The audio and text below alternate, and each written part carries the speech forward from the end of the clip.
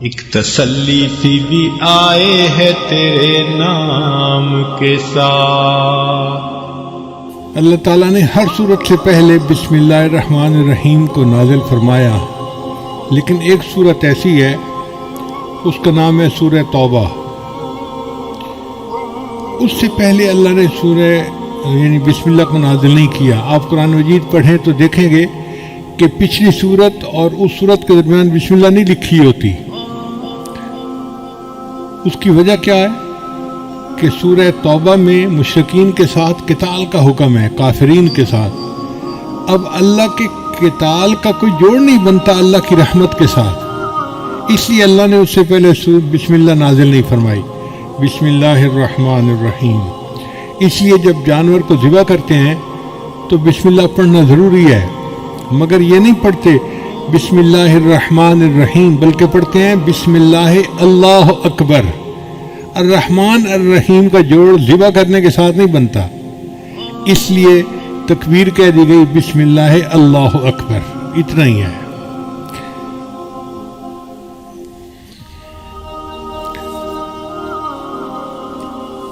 حضرت علی رضی اللہ عنہ فرمایا کرتے تھے کہ جو کچھ پہلے آسمانی کتابوں میں نازل ہوا اللہ نے وہ سب کچھ قرآن مجید میں نازل فرما دیا، اور جو کچھ پورے قرآن مجید میں نازل ہوا وہ اللہ نے سورہ بقرہ میں نازل فرما دیا، اور جو سورہ بقرہ میں نازل ہوا اللہ نے اس کو سورہ فاتحہ میں نازل فرما دیا، اور جو کچھ اللہ نے سورہ فاتحہ میں نازل کیا اس کو اللہ نے بسم اللہ الرحمن الرحیم میں نازل فرما دیا۔ یہ بسم اللہ الرحمن الرحیم ایک آیت ہے، لیکن یہ تمام آسمانی کتابوں کا خلاصہ اور نچوڑ ہے۔ اور علماء نے ایک نقطہ اور لکھا ہے کہ جو کچھ بسم اللہ میں نازل ہوا وہ بسم اللہ کے پہلے حرف با کے اندر آ گیا۔ با کا حرف جو ہے نا وہ وصل کے لیے ہوتا ہے، جوڑنے کے لیے۔ تو اس کا مطلب یہ ہے کہ پوری آسمانی کتابوں کا نچوڑ یہ ہے کہ مخلوق کو اپنے رب کے ساتھ جوڑ دیا جائے۔ اس لیے بسم اللہ کے دو معنی ہیں۔ عربی زبان میں اسم کے دو معنی ہیں، ایک معنی ہے نام، تو بسم اللہ کا ترجمہ بنے گا اللہ کے نام کے ساتھ جو رحمان ہے اور رحیم ہے۔ بسم اللہ الرحمن الرحیم۔ اور ایک اسم کا مطلب عربی زبان میں برکت بھی ہے، تو بسم اللہ کا ترجمہ بنے گا اللہ کی برکت کے ساتھ۔ ہمیں یاد ہے کہ ہمارے گھر میں جو بڑی بوڑھی عورتیں تھیں نا پرانے زمانے کی، وہ اٹھتے بیٹھتے اللہ دی برکت نال، اللہ دی برکت نال یہ لفظ بہت پڑھتی تھیں۔ چھوٹے تھے ہمیں اس بات کی سمجھ نہیں تھی، اب سمجھ میں آتی ہے۔ اصل میں وہ بسم اللہ کا ترجمہ پڑھا کرتی تھیں، اللہ کی برکت کے ساتھ بسم اللہ کہتی تھیں ہر کام سے پہلے۔ ان کی زبانیں بسم اللہ سے رطب اللسان بالکل تر رہتی تھیں، ہر وقت اٹھتے بیٹھتے کرتے پھرتے ہر وقت بسم اللہ بسم اللہ بسم اللہ۔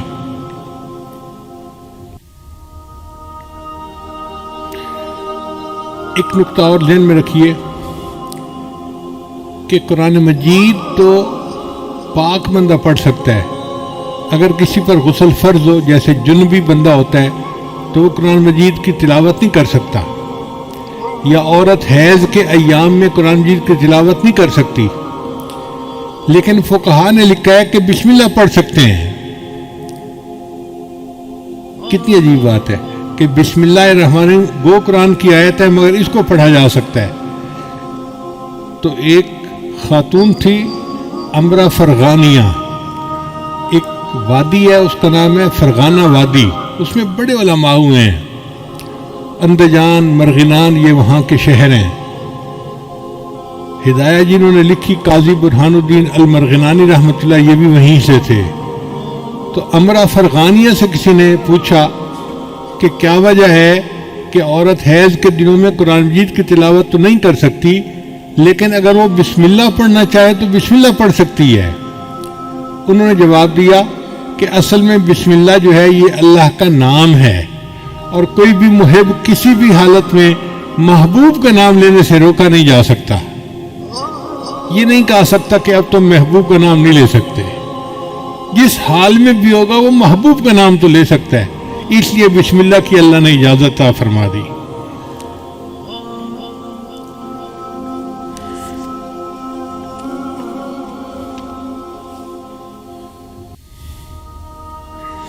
اس لیے کوئی تحریر کرنی ہو تو پہلے بسم اللہ لکھنا چاہیے۔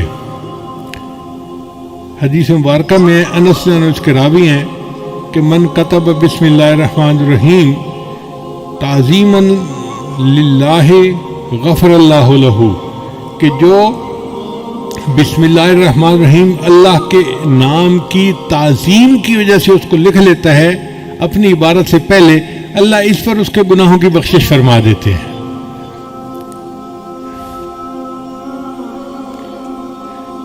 ابو ہریرہ نے روایت کرتے ہیں، یہ در منصور کی روایت ہے، قال رسول اللہ صلی اللہ علیہ وسلم کہ نبی علیہ السلام نے ارشاد فرمایا، کل امر ذی بال لا یبدأ فیہ بسم اللہ الرحمن الرحیم اقطع، کہ ہر اچھا کام جو بسم اللہ کے بغیر شروع کیا جائے تو وہ برکت سے خالی ہو جاتا ہے اچھا کام لیکن بسم اللہ نہیں پڑھی، اب اس میں برکت ختم ہو گئی۔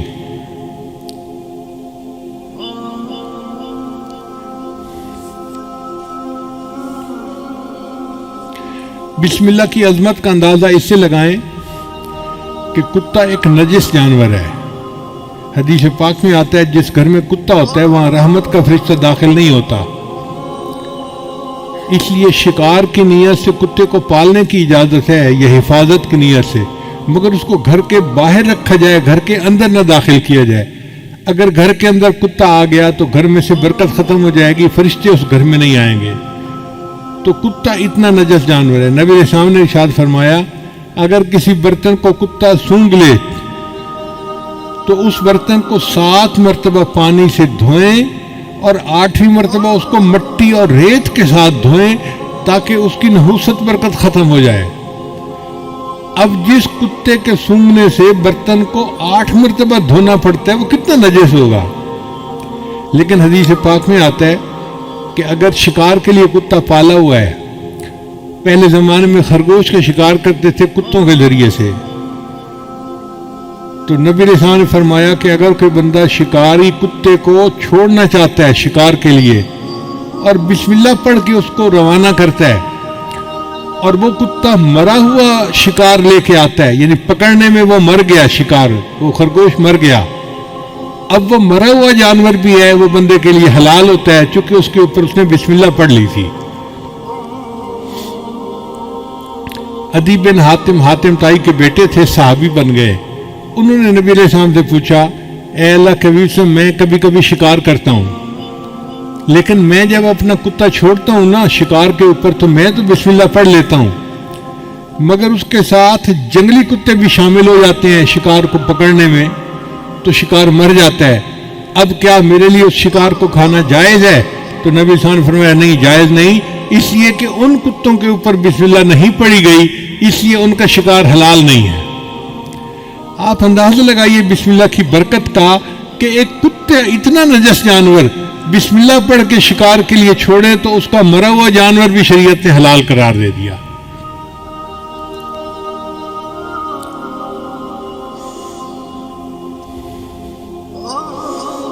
چنانچہ بسم اللہ کی وجہ سے اللہ تعالیٰ بندے کی مشکلات کو ختم کر دیتے ہیں۔ حضور صلی اللہ علیہ وسلم نے حضرت علی عنہ کو فرمایا، الا اعلمک بکلمات اذا وقت فی ورطۃ قلتہا، اے علی میں آپ کو کچھ کلمات نہ سکھاؤں کہ جب تم مشکل میں پڑ جاؤ تو ان کلمات کو پڑھ لیا کرو؟ قال بلا، عرض کیا یس اللہ کے حبیب صلی اللہ علیہ وسلم آپ مجھے ضرور سکھائیے۔ تو نبی علیہ السلام نے فرمایا کہ جب تو کسی مشکل میں پڑ جائے فقال بسم اللہ الرحمن الرحیم ولا حول ولا قوت الا باللہ العلی العظیم، جب بھی تو کسی مشکل میں پڑ جائے تو بسم اللہ الرحمن الرحیم پڑھا کر اور لا حول ولا قوت الا باللہ العلی العظیم، ان کلمات کے پڑھنے سے اللہ تیری مشکلات کو دور فرمائیں گے۔ اب یہ عمل کسی ایک عام پیر نے نہیں بتایا، دنیا کے پیروں کے سردار، دنیا کے نبیوں کے سردار حضرت محمد مصطفیٰ احمد مجتبیٰ صلی اللہ علیہ وسلم جو اللہ کے محبوب ہیں، یہ عمل انہوں نے بتایا ہے، تو کتنا سچا اور پکا عمل ہوگا۔ اس لیے ہمیں چاہیے کہ ہم اس عمل کو پلے باندھ لیں، جب کوئی مشکل پیش آئے تو بسم اللہ الرحمن الرحیم ولا حول ولا قوت الا باللہ العلی العظیم، یہ پڑھیں گے اللہ تعالی ہماری مشکلات کو دور کر دیں گے۔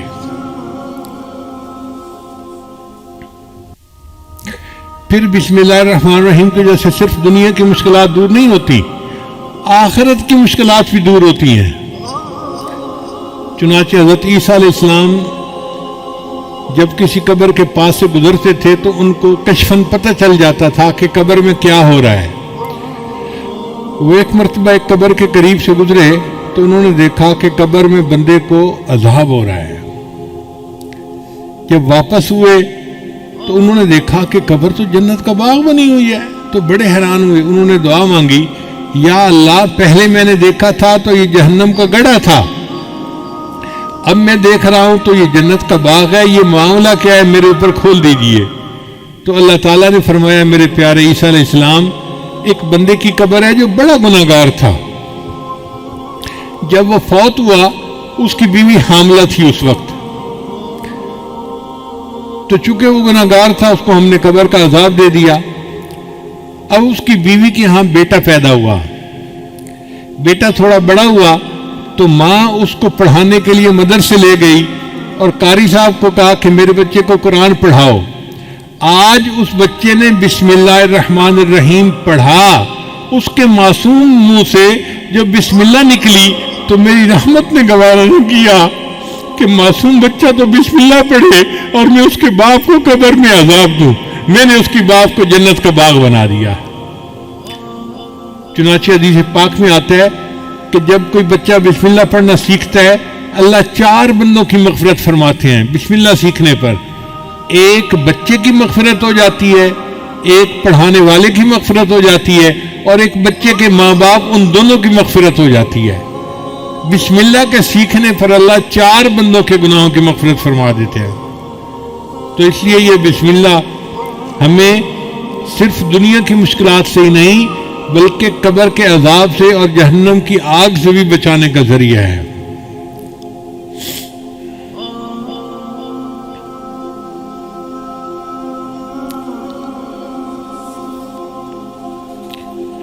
چنانچہ علماء نے لکھا ہے کہ بسم اللہ جو ہے نا یہ اسم اعظم ہے۔ حدیث پاک میں آتا ہے کہ جب کوئی دعا کی جائے اسم اعظم کے ساتھ تو اللہ تعالیٰ اس دعا کو قبول فرما لیتے ہیں۔ اب اسم اعظم کون سا ہے یہ کسی کو نہیں پتا، اللہ نے اس کو چھپا لیا۔ مگر امام اعظم ابو حنیفہ رحمۃ اللہ فرمایا کرتے تھے کہ اللہ تعالیٰ کا جو اسم ذات ہے نا اللہ، یہ اسم اعظم ہے۔ تو کسی نے پوچھا جی کہ آپ کے پاس دلیل کیا ہے اسم اعظم؟ تو انہوں نے فرمایا اس لیے کہ اللہ تعالیٰ نے اپنی کتاب میں سب سے پہلے جو نام نازل کیا وہ اللہ کا نام تھا۔ آپ دیکھیں اعوذ باللہ پڑھیں تو پہلا نام کون سا آتا ہے؟ باقی صفاتی نام بعد میں، اور ذاتی نام اعوذ باللہ من الشیطان الرجیم بسم اللہ الرحمن الرحیم، تو اللہ کا نام سب سے پہلے۔ ان کا چونکہ اللہ کا نام سب سے پہلے پڑھا جاتا ہے اس لیے یہ اسم اعظم ہے۔ ان کا جی کوئی اور دلیل دیں؟ ان کا دلیل یہ ہے کہ حدیث پاک سے ثابت ہے کہ اللہ تعالیٰ نے فرشتے کو حکم فرمایا ہوا ہے کہ جب بھی میرے کسی بندے کے نام سے میرا زبان سے میرا نام نکلے تو جب بھی تم وہ نام سنو تم قیامت کا جو سور بجانا ہے اس کو 40 سال پیچھے ہٹا دیا کرو۔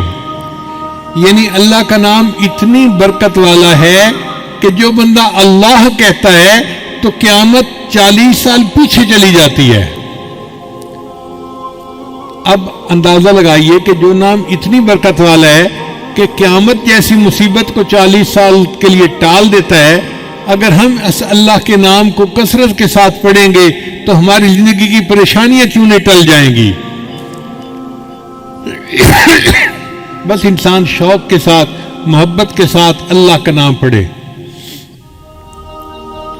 حدیث مبارکہ میں لا تقوم الساعہ، اس وقت تک قیامت قائم نہیں ہو سکتی حتیٰ یقال فی الارض اللہ اللہ، حتیٰ کہ زمین میں کوئی ایک بندہ بھی اللہ اللہ کہنے والا ہوگا۔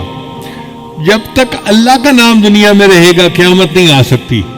قیامت کا آئے گی جب اللہ کا نام لینے والا ہی کوئی نہیں رہے گا، تب قیامت آئے گی۔ تو اللہ کا نام اتنی برکت والا ہے۔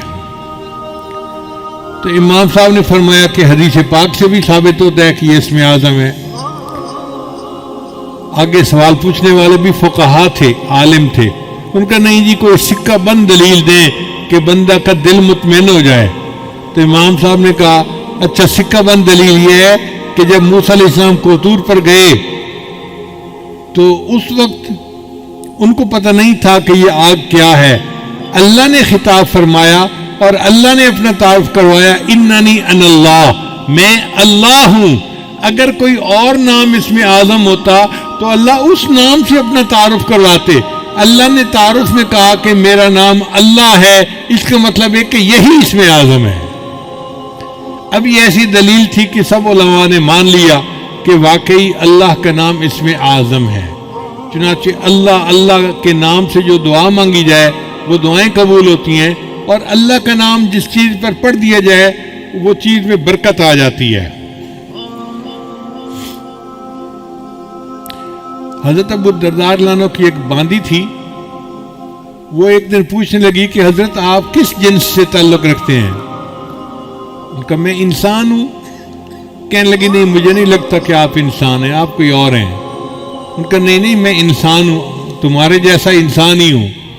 اس نے کہا اس لیے کہ میں 40 دن سے آپ کے کھانے میں زہر ملا کے آپ کو کھلا رہی ہوں اور آپ پہ کوئی اثر نہیں ہوتا، آپ انسان نہیں ہیں۔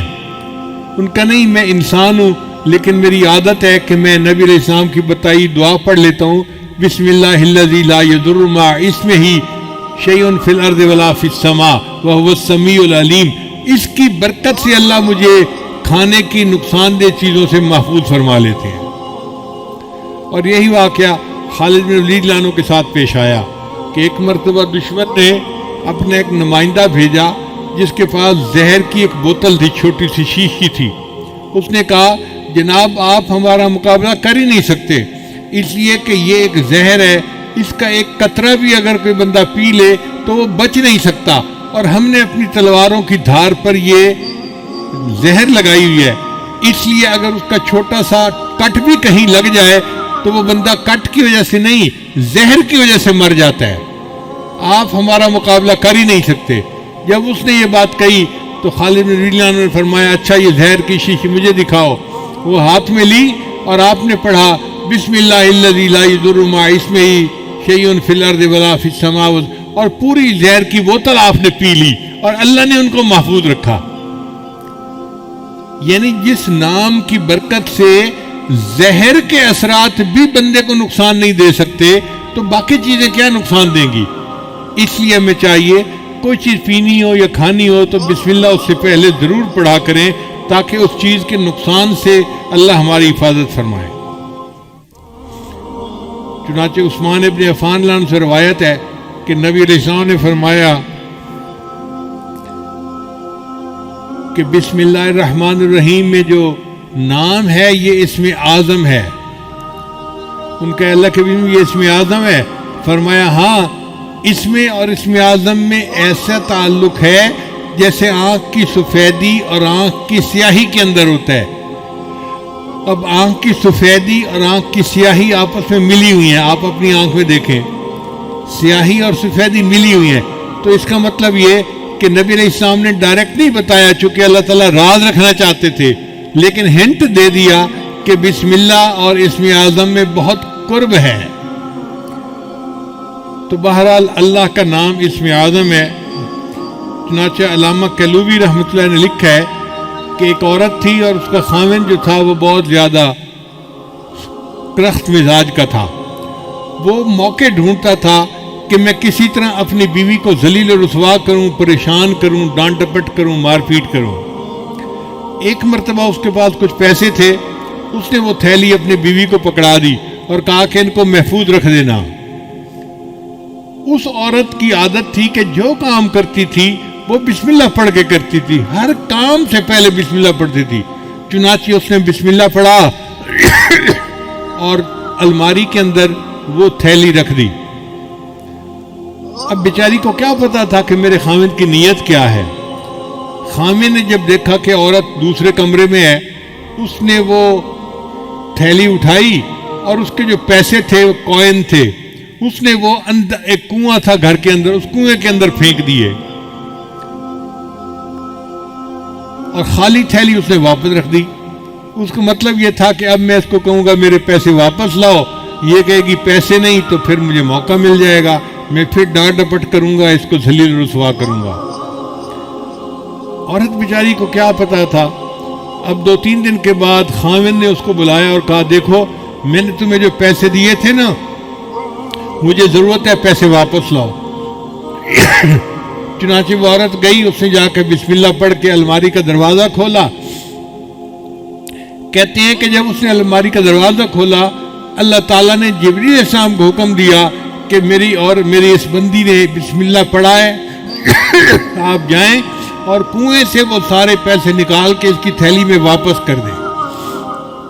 تو جب اس نے دیکھا تو تھیلی میں پیسے تھے، اس نے لا کر اپنے خاوند کو دے دیے۔ اس واقعے کے بعد خاوند جو اس کے ساتھ بغض رکھتا تھا وہ ختم ہو گیا، بلکہ خاوند جو تھا وہ نیکی کی زندگی اختیار کر گیا۔ اللہ تعالیٰ نے بسم اللہ کی برکت سے اس کو خاوند کی پریشانی سے بھی محفوظ فرما لیا۔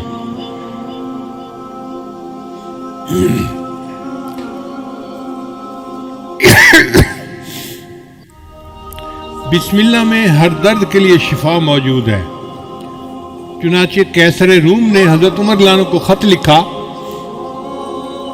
اس وقت تو مسلمان بہت زیادہ سویلائزڈ اور بڑی پاور سمجھے جاتے تھے، تو قیصر روم نے خط لکھا عمر رضی اللہ عنہ کو کہ مجھے سر میں ہر وقت درد رہتا ہے، جیسے شیٹی کا پین ہوتا ہے نا، آدھے سر میں درد ہوتی ہے، اس کے سر میں ہر وقت درد رہتا تھا۔ اس نے کہا کہ اگر آپ کے پاس کوئی اس کا علاج ہو تو مجھے بھیج دیجیے۔ حضرت عمر رضی اللہ عنہ نے ایک ٹوپی بھجوائی اور فرمایا کہ اس ٹوپی کو سر پہ کر لیا کریں، آپ کے سر کی درد دور ہو جائے گی۔ چنانچہ وہ ٹوپی جب سر پہ کرتا، جتنی دیر کرتا درد ختم ہو جاتی، جب ٹوپی اتارتا درد پھر شروع ہو جاتی۔ اب ایک دن اس نے سوچا کہ اس ٹوپی میں کیا مقناطیسیت ہے۔ چنانچہ اس نے ٹوپی کو اتار کے دیکھا تو اس کے اندر کی طرف حضرت عمر رضی اللہ عنہ نے بسم اللہ الرحمن الرحیم لکھا ہوا تھا۔ اس آیت کی برکت سے اللہ اس کے سر کے درد کو ختم فرما دیتے تھے۔ چنانچہ صحابہ کرام بیمار بندے کو بسم اللہ پڑھ کے دم کیا کرتے تھے۔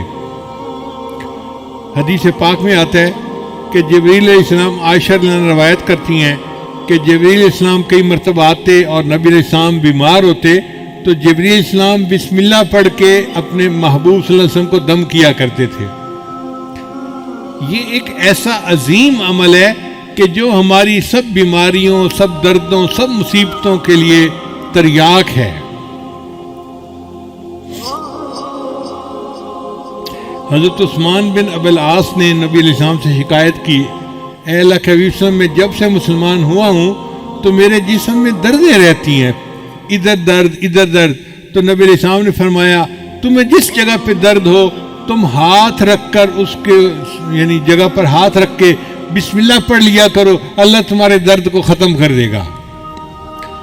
چنانچہ جب ان کو درد محسوس ہوتی تھی وہ درد کی جگہ پر ہاتھ رکھتے تھے اور بسم اللہ الرحمن الرحیم پڑھ لیتے تھے۔ اس کی برکت سے اللہ نے ان کے درد کو ختم فرما دیا تھا۔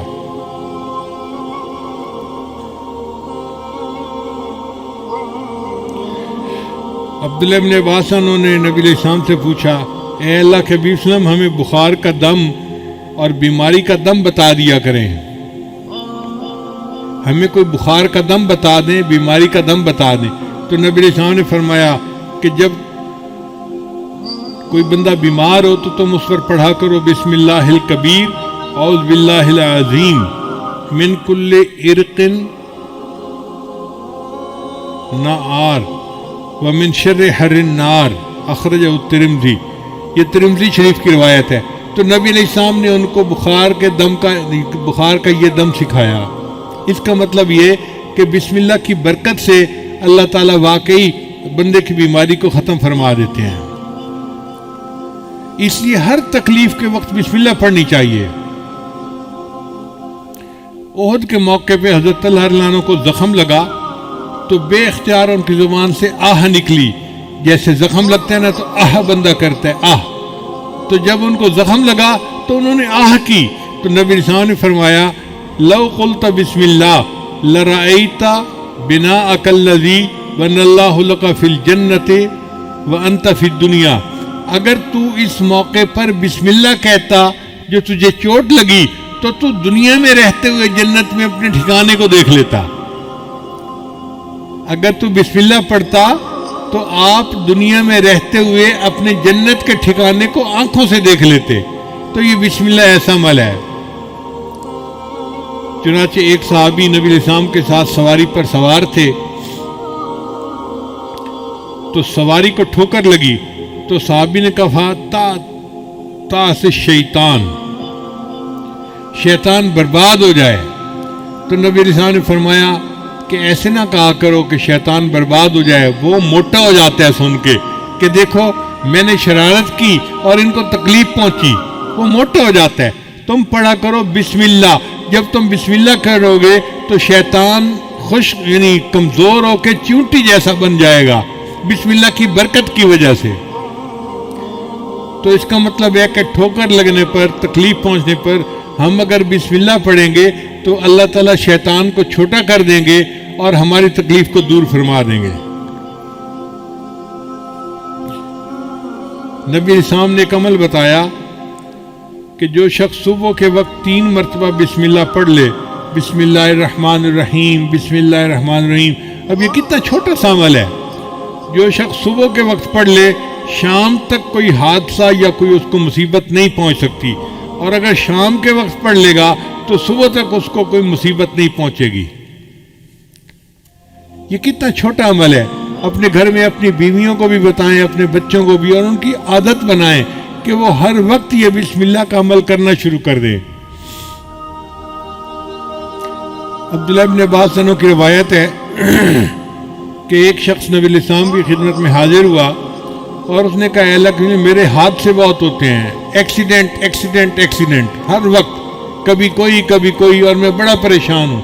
نبی علیہ السلام نے فرمایا کہ تم جب گھر سے نکلا کرو تو یہ پڑھ لیا کرو بسم اللہ علی نفسی و اہلی و مالی، یعنی میرے اوپر بسم اللہ، میرے اہل کے اوپر اور میرے مال کے اوپر بسم اللہ، تم یہ دعا پڑھ لیا کرو۔ اس صحابی نے جب سے یہ دعا پڑھنی شروع کر دی اس کے بعد زندگی بھر ان کا کوئی حادثہ نہیں ہوا، اللہ نے حادثے سے ان کی حفاظت فرما لی۔ اس لیے بسم اللہ جب انسان پڑھتا ہے تو حدیث پاک میں آتا ہے کہ اگر کوئی بندہ کپڑے اتارنا چاہے، جیسے کپڑے بدلنے ہوتے ہیں، نہانا ہوتا ہے تو کپڑے اتارنے کی ضرورت پیش آ جاتی ہے، اگر وہ اس سے پہلے بسم اللہ پڑھ لے تو اللہ اس کے گرد ایک دیوار بنا دیتے ہیں، جیسے قناعت آ جاتی ہے نا تو بندہ دوسروں سے اوجھل ہو جاتا ہے، تو بسم اللہ پڑھنے سے ایک قناعت سی بن جاتی ہے اور اس کو جن شیاطین نہیں دیکھ سکتے، کوئی نہیں دیکھ سکتا، تو وہ ان کے ڈر یعنی شر سے محفوظ رہتے ہیں۔ اب لوگ کہتے ہیں جی جن کا اثر ہو گیا، بھئی ہونا تو تھا ہی صحیح، آپ نے کپڑے بدلے بسم اللہ پڑھی نہیں، اگر قریب کوئی جن ہوگا تو اس کو غصہ آیا ہوگا کہ میرے سامنے کیوں یہ کپڑے ننگا ہو رہا ہے، تو اس نے تمہیں نقصان پہنچا دیا۔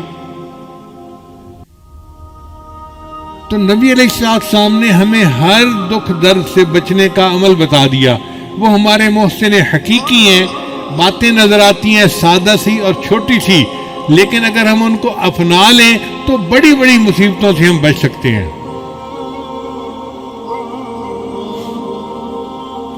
چنانچہ جو بندہ اپنی بیوی کے ساتھ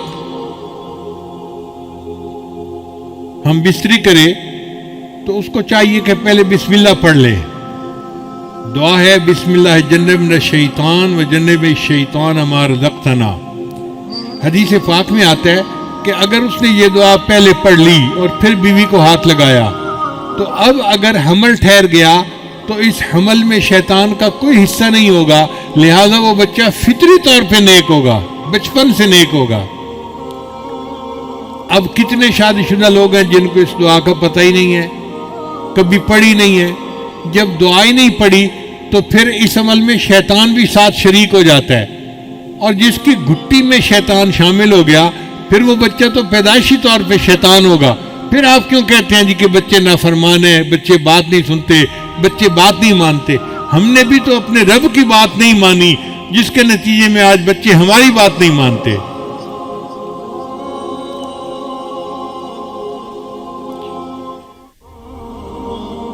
نبی السلام نے ارشاد فرمایا، جابر بن عبداللہ رضی اللہ عنہ کی روایت ہے کہ نبی السلام نے فرمایا کہ جب رات کو سوتے وقت بسم اللہ پڑھ کے دروازے بند کرو، یعنی اپنے دروازے جو گھر کے بند کرنے ہیں نا، عورتیں عام طور پہ بند کرتی ہیں گھر کے دروازے، تو عورتوں کو یہ عمل سکھانا چاہیے کہ وہ گھر کے دروازے بند کرنے سے پہلے بسم اللہ پڑھ لیا کریں، کیونکہ جو دروازہ بسم اللہ پڑھ کے بند کیا جاتا ہے شیطان وہ دروازہ نہیں کھول سکتا، شیطان گھر میں داخل نہیں ہو سکتا پھر۔ اور بسم اللہ پڑھ کے اپنے پانی کے مشکیزے کا منہ باندھ لیا کرو، اور بسم اللہ پڑھ کے اپنے برتن ڈھانپ لیا کرو، اور اگر ڈھانپنے کے لیے کوئی چیز نہ ملے تو برتن کے اوپر لکڑی رکھ دیا کرو اور بسم اللہ پڑھ لیا کرو، اور بسم اللہ پڑھ کے اپنی لائٹوں کو چراغوں کو بند کر دیا کرو۔ اگر تم بسم اللہ پڑھ کے یہ سارے کام کرو گے تو رات کو کوئی شیطان گھر میں داخل نہیں ہوگا، اس گھر میں کوئی گناہ نہیں ہوگا اور اس گھر میں کوئی پریشانی نہیں آئے گی۔ آج دیکھیے بسم اللہ نہیں پڑھتے تو ہمارے گھروں میں دن رات گناہ ہو رہے ہوتے ہیں۔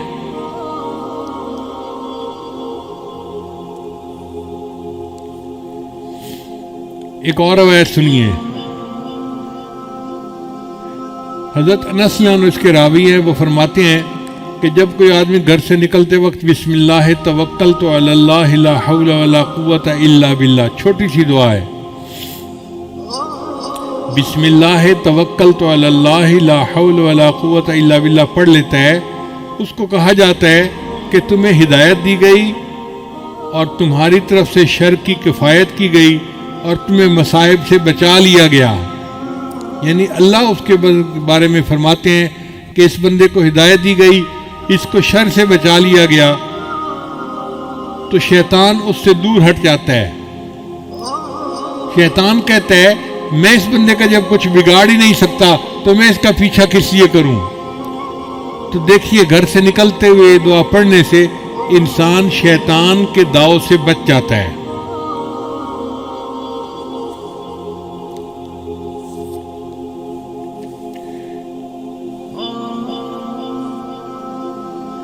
حدیث پاک میں آتا ہے کہ جو کوئی بندہ گھر میں داخل ہونے لگتا ہے اگر وہ بسم اللہ پڑھ لے تو شیطان اس کے ساتھ اس کے گھر میں داخل ہونے لگتا ہے۔ بسم اللہ پڑھنے کے بعد شیطان کا راستہ بند ہو جاتا ہے اور شیطان اس گھر میں داخل نہیں ہوتا۔ اور اگر وہ بسم اللہ پڑھے بغیر گھر میں داخل ہو جائے تو وہ اکیلا گھر میں نہیں داخل ہوتا بلکہ اس کے ساتھ شیطان بھی داخل ہو جاتا ہے۔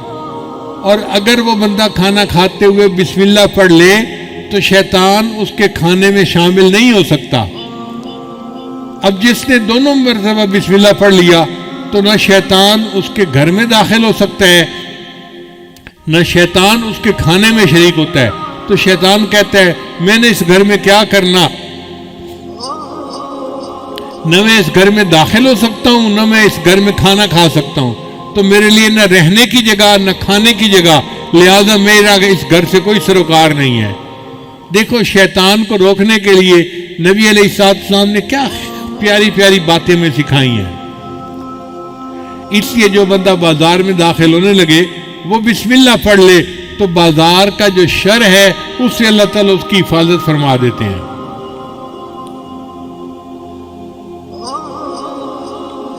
اسی حدیث پاک میں آتا ہے کہ انسان کھانے سے پہلے اگر بسم اللہ پڑھ لے تو شیطان اس کے کھانے میں اس کے ساتھ شریک نہیں ہو سکتا۔ نبی علیہ السلام ایک مرد دسترخوان پر بیٹھے تھے تو ایک چھوٹی بچی آئی اور اس نے آ کے کھانے میں ہاتھ ڈالنا چاہا تو نبی علیہ السلام نے اس کو روک دیا۔ پھر نبی علیہ السلام نے فرمایا کہ کھانے سے پہلے شیطان اپنا ایجنٹ بھیج دیتا ہے کہ وہ بسم اللہ پڑھے بغیر کھانے میں ہاتھ ڈال دے اور بعد میں شیطان بھی کھانے میں شریک ہو سکے. اس لیے جب کھانا شروع کرو تو بسم اللہ پڑھ کے شروع کرو تاکہ شیطان اس میں شریک نہ ہو سکے. چنانچہ واقعہ کتابوں میں لکھا ہے کہ دو شیطان آپس میں ملے. ایک بڑا موٹا تازہ تھا، مشٹنڈا تھا، اور دوسرا بہت ہی دبلا پتلا تھا. تو اس نے پوچھا مشٹنڈے نے کہ سناؤ بھائی تم کیوں اتنے کمزور ہو؟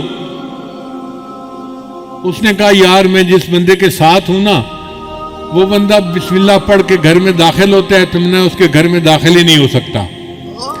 پھر وہ بسم اللہ پڑھ کے کھانا کھاتا ہے، میں اس کے کھانے میں شریک ہی نہیں ہو سکتا. نہ مجھے رہنے کی جگہ ملتی ہے نہ مجھے کھانا ملتا ہے، تو میں نے کمزور ہی ہونا ہے نا. تو اس پر جو موٹا شیطان ہوتا ہے نا وہ کہکا لگاتا ہے اور کہتا ہے کہ اچھا میں تو ایک کافر کے ساتھ رہتا ہوں، اس کو بسم اللہ کا پتہ ہی نہیں، میں اس کے گھر میں بھی اس کے ساتھ داخل ہوتا ہوں اور میں اس کے کھانے میں بھی شریک ہوتا ہوں، اور جب وہ اپنی بیوی سے ہم بستری کرتا ہے میں بھی اس کی بیوی کے ساتھ ہم بستری میں شریک ہوتا ہوں، اس لیے اس کی اولاد نافرمان پیدا ہوتی ہے. تو بسم اللہ کو بھولنے سے کتنے نقصان ہم اٹھا لیتے ہیں. اس لیے کھانے سے پہلے بسم اللہ کا پڑھنا بہت ضروری ہے. یہ مومن اور کافر کے شیطان کی جو ملاقات ہے یہ عبداللہ ابن مسعود عنہ ایک صحابی ہیں، وہ فرمایا کرتے تھے. اس لیے سوتے وقت انسان کو بسم اللہ پڑھنا چاہیے. نبی علیہ السلام جب رات کو بستر پر پہنچتے تو دعا مانگتے بسم اللہ ودعت جنبی اللہم اغفر ذنبی و اخسی شیطانی و فک ریحانی و اسقل میزانی وجعلنی فی الندی الاعلی. اے اللہ میرے گناہوں کو بخش دے، میرے شیطان کو ذلیل کر دے، میری گردن چھڑا دے، میرے میزان کو بھاری کر دے اور مجھے فرشتوں کی اعلیٰ جماعت کے ساتھ کھڑا کر دے. کتنی پیاری دعا ہے، اگر ہم اس کو یاد کر کے رات کو پڑھ لیا کریں. اس لیے رات کو سوتے وقت کی چھوٹی دعا ہے نا، بِاسْمِکَ أَمُوتُ وَأَحْيَا، اللہم بِاسْمِکَ أَمُوتُ وَأَحْيَا، تو اللہ کے نام کے ساتھ میں سوتا ہوں اور میں جاگتا ہوں. نبی السلام نے ارشاد فرمایا لا وضوء لمن لم یذکر اسم اللہ، اس بندے کا وضو ہی نہیں ہوتا جو بسم اللہ سے وضو کی ابتدا نہ کرے. جیسے فرمایا نا کہ حضور قلب کے بغیر نماز نہیں ہوتی، ایسے نبی علیہ السلام نے فرمایا کہ بسم اللہ پڑھے بغیر انسان کا وضو ہی نہیں ہوتا، یعنی وضو کی برکت ختم ہو جاتی ہے.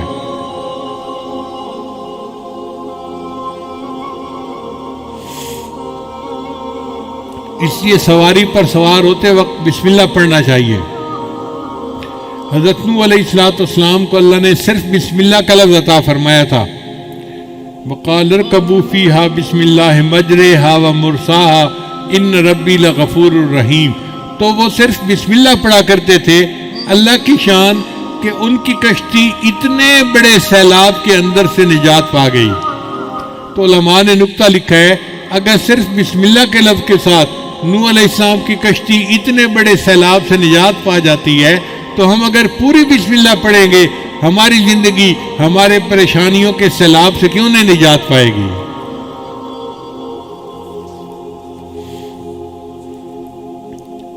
پھر اللہ تعالیٰ نے حضرت سلیمان علیہ السلام کو پوری آیت عطا فرمائی انہ من سلیمان و انہ بسم اللہ الرحمن الرحیم. چنانچہ وہ بسم اللہ الرحمن الرحیم پڑھا کرتے تھے. ہوا ان کا تخت اڑا کے جہاں چاہتے تھے وہاں لے جا کے نیچے اتار دیا کرتی تھی. یہ بسم اللہ الرحمن الرحیم اتنا طاقتور عمل ہے کہ ان کا تخت اتنا بھاری تھا، لشکر ہوتا تھا ان کے ساتھ، وہ پورے تخت کو ہوا اٹھاتی تھی اور سینکڑوں میل دور ہوائی جہاز کی طرح اس کو جا کے اتار دیا کرتی تھی. اگر بسم اللہ کی وجہ سے حضرت سلیمان علیہ السلام کے تخت کو پرواز مل سکتی ہے تو کیا نبی علیہ السلام کے امتی کو بسم اللہ کی وجہ سے روحانی پرواز نہیں مل سکتی؟ تو ہمیں بھی روحانی پرواز مل سکتی ہے اگر ہم اس عمل کو پکا کر لیں.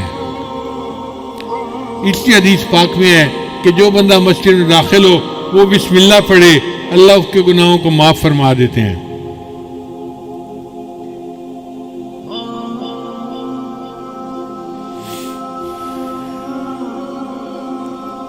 حدیث مبارکہ میں آتا ہے کہ جب تم اپنے میت کو قبر میں اتارنے لگو تو بسم اللہ پڑھ کے میت کو قبر میں اتارو گے، بسم اللہ کی برکت سے اللہ قبر کا عذاب معاف فرما دیں گے۔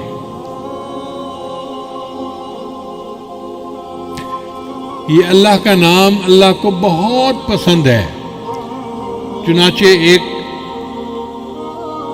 بزرگ تھے، ان کا نام تھا بشر، وہ نشئی تھے، اور ایک دن آدھا نشہ آدھا ہوش اس ہاتھ کے ساتھ چل رہے تھے۔ انہوں نے راستے میں ایک کاغذ پڑا ہوا دیکھا جس کے اوپر اللہ کا نام لکھا ہوا تھا، تو اس کو دیکھ کر وہ حیران ہوئے کہ کاغذ پر تو اللہ کا نام لکھا ہوا ہے اور یہ زمین کے اوپر پڑا ہے۔ انہوں نے اس کاغذ کو اٹھا لیا، اس کو جھاڑ کے صاف کیا اور اس کو اوپر کسی جگہ کے اوپر رکھ دیا۔